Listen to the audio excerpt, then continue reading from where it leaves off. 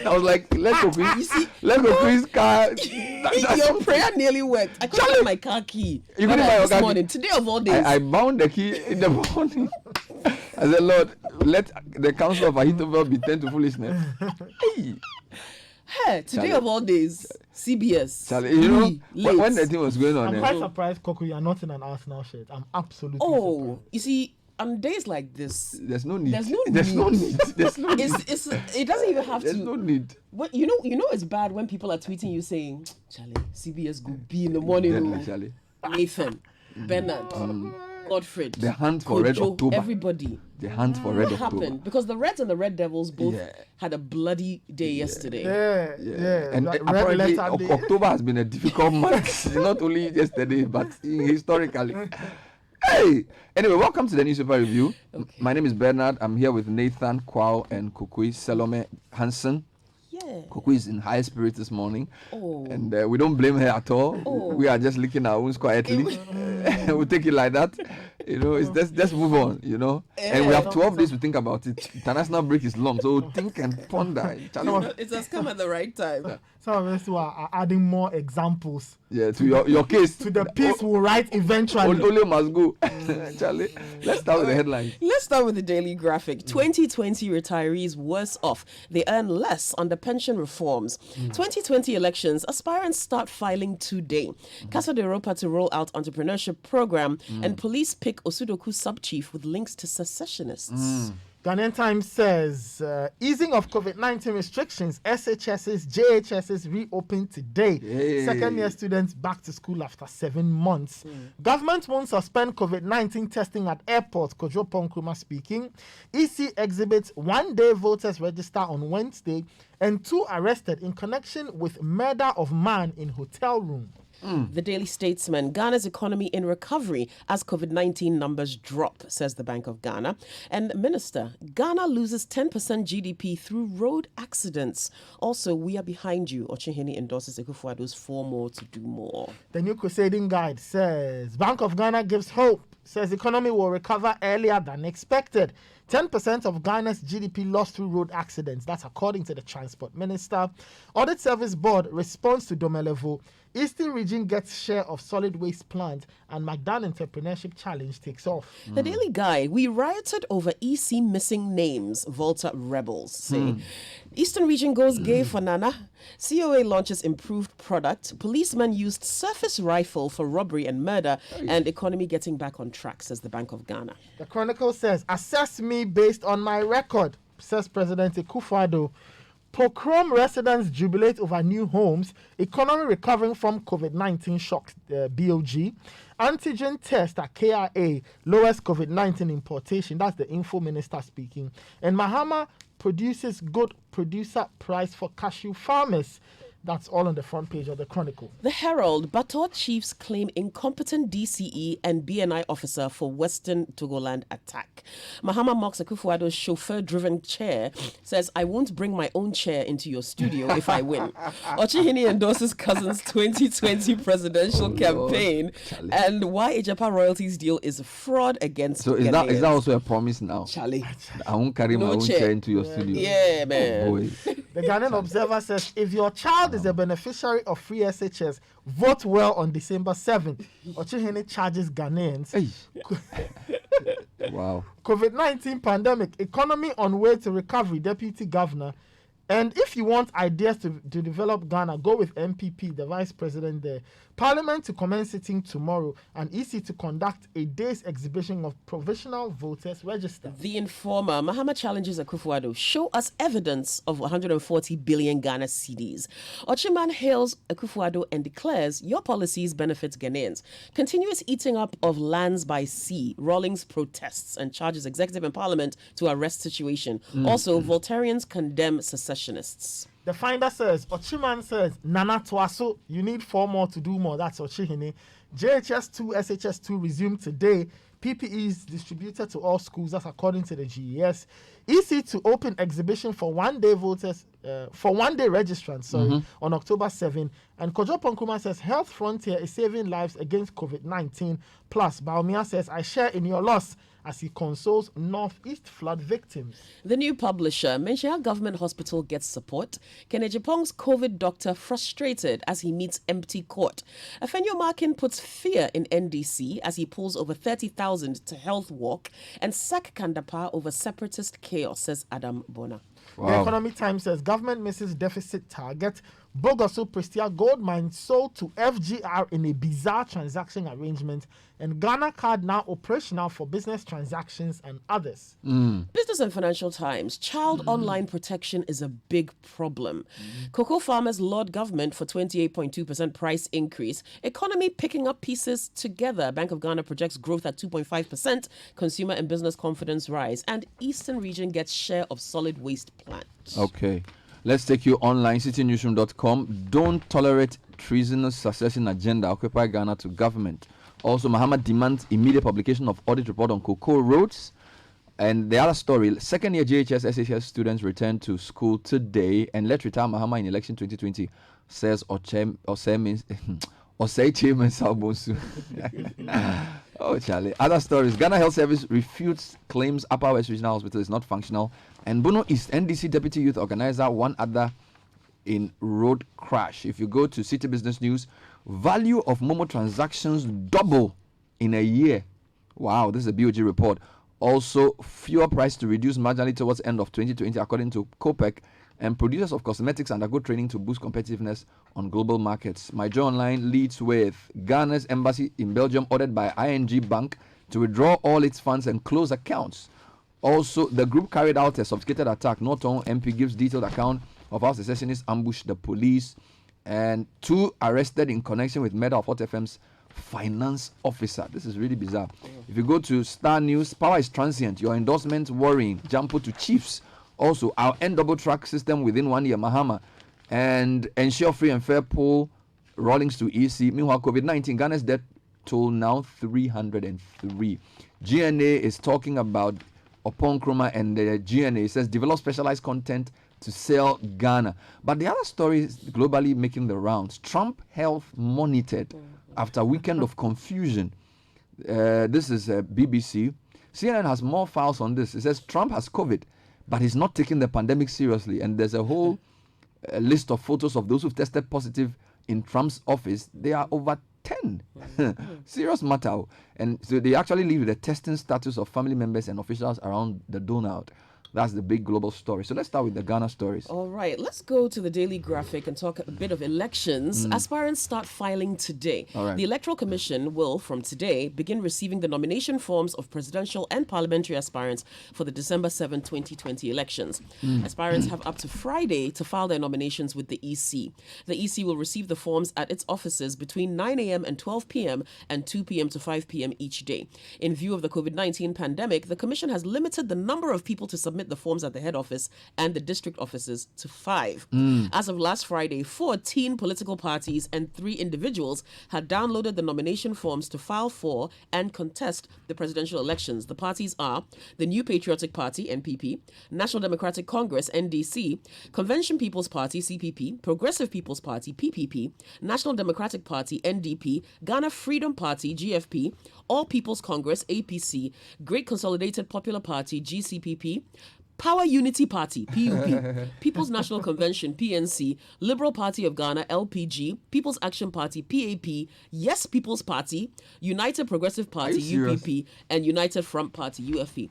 Also, independents are Jacob Osei-Yeboah, that's Joy. How many parties do we have? 14, and then 3 individuals. So Jacob Osei-Yeboah, Marek Gan, and Tom Asise are the individual. Okay. Well, stay with elections, and the EC is saying that on Wednesday it will exhibit the provisional voter register for those who took part in the one-day registration exercise to verify their information.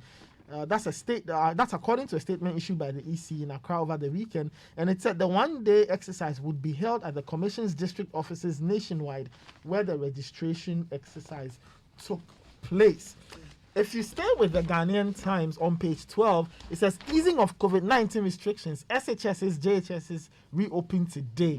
That's for the second years. So second year students in both junior and senior high schools finally returned to school today after nearly 7 months of staying at home following the outbreak of the coronavirus pandemic in the country. Nice. The initial uncertainty which characterized the reopening of the schools seems to have died down following the successful completion of final year students at both levels. Unlike the initial announcement of reopening schools for final year students, which generated lots of controversy, the reopening for the second years seems to have received general acceptance among the citizens. Very interesting. So that's the story from the education side. What about politics? There's a lot of campaign stuff going on. Ochihini speaking from Chebi. Mahama is also in the Western North. The story I have here, where he's promising publication of, or is calling for rather, publication of an audit report on cocoa roads. There are also chiefs making very interesting comments all over the place. If you go to Star News, for example. So maybe let's start with some of the campaign stories. Yeah, okay. The Ochihini seems to be speaking quite a bit. Yes. The Daily Statesman, we are behind you. Ochihini endorses Akufo-Addo's 4 more to do more. Ochihini Osajifo Amwetia Ofori-Penin has asked politicians, especially appointees of the current government, to emulate the exemplary leadership of President Nana Addo Akufo-Addo. Speaking at a Durbar held in honor of the president on Friday, the Ochihini said even though the president was born into a, quote, good home, he has embraced the values of unity, equity, equality, freedom, and justice for all of as his personal virtues. He noted that even though the president could have amassed wealth for himself and make property out of Ghana's purse like other politicians, he's rather implementing policies that have benefited all Ghanaians and improved their living standards. He says he'll be shocked if Ghanaians go to the polls and vote against Nana following the many life-changing policies he has implemented. Quote, "It is said that by their fruits we shall know them. If his policies are bearing fruit, who are we to reject such a visionary leader?" Nana Ochima says, "Twaso." Wow. Now, there are a couple of stories on the campaign trail. For example, Mahama has been talking about cocoa roads, and this is from his trip to the Western North region. Flag bearer of the NDC has challenged the government to publish the audit report on cocoa roads. The administration of Mahama was accused of awarding over 230 road contracts to the tune of 3.5 billion cedis under the cocoa road projects to the detriment of cocoa board finances. The MPP government therefore halted the construction of the cocoa roads across the country in 2017 over the corruption concern. Speaking at Bopa, as part of his Western North tour, the former president dared the government to produce the said report, adding that the government has deliberately started reconstructing the roads a few months to the election for political gain. Now, there's a couple more here. Bono East Deputy NDC Youth Organizer involved in a crash. This story is on citynewsroom.com. NDC Deputy Youth Organizer and one other die in road crash. This is not reducing. The Deputy Bono East NDC Youth Organizer Kojo Nsia and an articulated truck driver lost their lives in a tragic road crash on the Kintampo-Techiman Highway Saturday, October 3. The accident occurred a few meters from the Tuobodom toll booth at 7:45 p.m. as Ms. Nsia and 3 others, Efo Walanyo Chekbo, Bilal Muazu, and Rashid, all NDC regional executives, were returning from a funeral in Kintampo South. The Municipal Fire Commander, D.O. the 3rd Dominic Chum, told Citi News the accident involved 3 different trucks. One articulated truck with registration number AS437G, a pickup with registration number GS1635519, and a Kia Rhino with registration AS292594416. Now, the articulated truck was loaded with ammonium for fertilizer, was on its way from Techiman to the northern part of the country. Kia Rhino fully loaded with granules heading towards Techiman.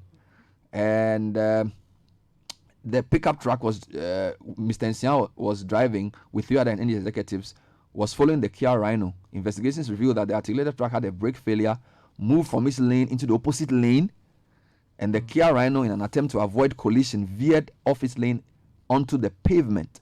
Unfortunately, the pickup truck couldn't see it early, so it crashed head-on with the articulated truck, was dragged into a pit at the rear side of the truck. So one vehicle loses its brake, goes onto the other lane, the other truck swerves and goes into the bush, but the pickup behind the truck It's too late. then just we don't know whether the pickup was too close to the truck in front of it, but the victims are currently at the Foley Family Hospital in Techiman. Kojo Nsia died on the spot. Bilal Muazu, the NDC Bono East Regional Organizer, sustained serious injuries, and the 2 other executives sustained minor injuries. The driver of the articulated truck was bent beyond recognition as the truck caught fire after the collision. The driver's mate escaped unhurt.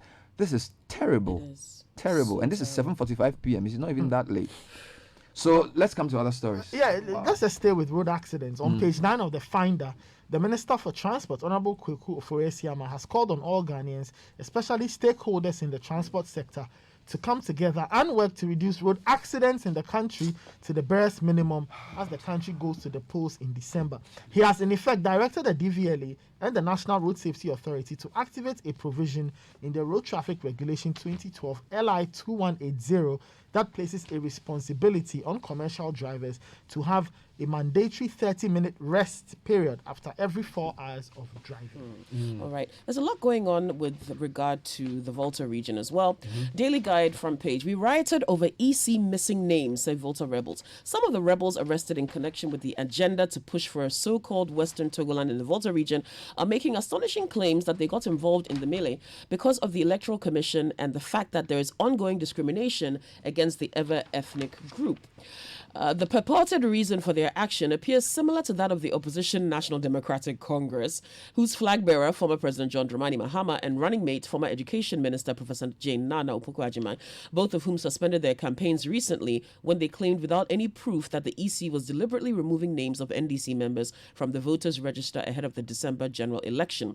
Less than a week after rioting, attacking police stations and blocking movements on busy highways close to Japon on the Accra-Ho Highway, as well as the Accra-Aflaut Highway, thereby triggering heightened security in the Volta region, they burned down 2 STC minibuses in Ho last Tuesday as part of their so-called effort to secede from Ghana. Right, there's more stories. Well, there's a couple here. If you go to my Joe Online, they're quoting Okudzeto Ablakwa, who is the MP for North Town, giving details of the attack by the secessionists, and basically saying that the member of parliament for North Town, Okudzeto Ablakwa, has described the method used by the secessionist group to launch attacks in the parts of the Volta region as sophisticated.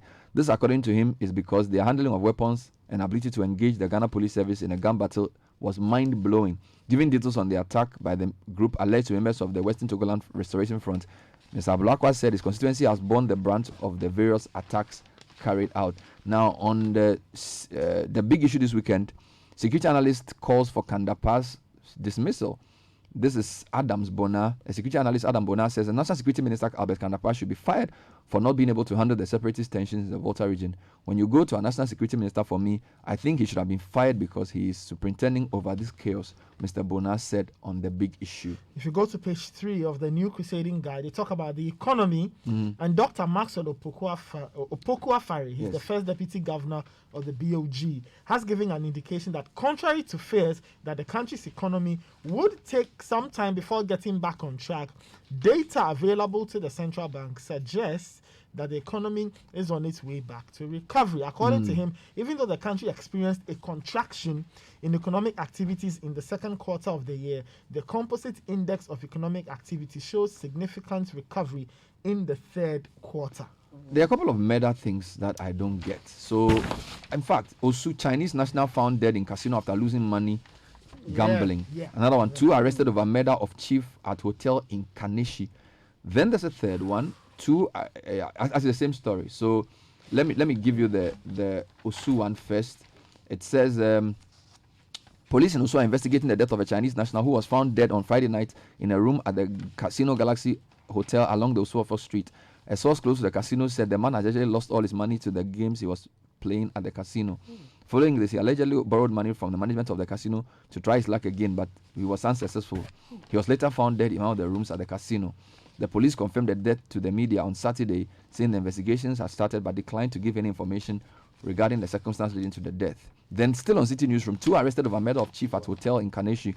Police have arrested 2 suspects in connection with the October 2 murder of a chief at Kaneshi.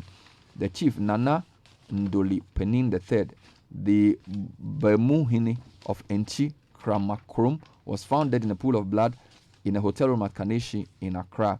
He is also said to be the finance officer for Hot FM. Police investigations into the killing were extended to Amasaman and Asuboy, where the 2 suspects were arrested and are being detained by the police for further investigation. Well, you talked about the death of the Chinese man. That, on page 3 of the Ghanaian Times, they seem to provide a tiny little detail that a lot of the stories don't have. That the Chinese was found in the bathroom and they found that he had hung himself. Oh, wow. Suicide. All right, Koki, let's come to you. Yes, okay. Business and Financial Times. Child online protection is a big problem. Yeah, the National Cybersecurity Advisor, Dr. Albert Nchipo, has said that child online protection in the country continues to be a big problem as awareness creation on the development is weak. According to him, many children are exposed to various harmful cyber practices which are detrimental to their growth. Quote, UNICEF has done a study, and 1 out of 3 people have experienced one form of online sexual exploitation or one form of online safety issues in Ghana.